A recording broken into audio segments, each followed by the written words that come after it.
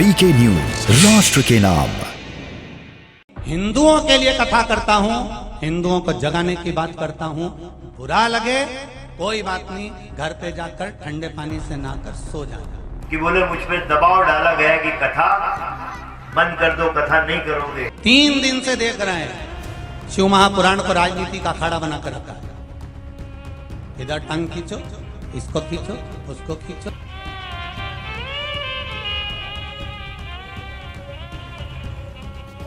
सीहोर में मंच पर रोने वाले संत प्रदीप मिश्रा जी इन दिनों मध्य प्रदेश की सियासत के केंद्र में। कांग्रेस उनकी आवभगत में लगी है। मेल मुलाकातों का दौर जारी है और हर संभव मदद का भरोसा दिया जा रहा है। कमलनाथ से लेकर उनके सारे नेता शिवराज को कोसने में लगे। प्रदीप मिश्रा जी कल मंच पे रोए, व्यास गादी पे बैठे बैठे उनकी आंखों में आंसू थे कि बोले मुझ पे दबाव डाला गया कि कथा बंद कर दो, कथा नहीं करोगे। ये अखबारों में छपा है, सब ऊपर के पेज पे छपा है। हालांकि इस विवाद के बाद शिवराज सरकार ने मोर्चा संभालकर सब कुछ ठीक कर दिया है, लेकिन सरकार के दामन पर दाग तो लग ही गया है। इधर अपनी कथा का सियासीकरण होते देख बाबा भी सख्ते में आ गए, क्योंकि वे भी जानते हैं कि सियासत से ना दोस्ती भली ना बैर, और इसलिए उन्होंने भरे मंच से नेताओं को नसीहत दे दी। 3 दिन से देख रहे हैं शिव महापुराण को राजनीति का अखाड़ा बना कर रखा है। इधर टंग खींचो, इसको खींचो, उसको खींचो। अरे भाई, जो होना था हो गया। अब कम से कम प्रशासन मुस्तैद तो हो गया, और अब जितना हमारे यहाँ प्रशासन के लोग अनेक तरह से व्यवस्था कर रहे हैं, कलेक्टर साहब, एसपी साहब, चाहे कमिश्नर साहब, किसी ना किसी रूप में सेवा में तल्लीन हुए हैं और लगे तो हैं।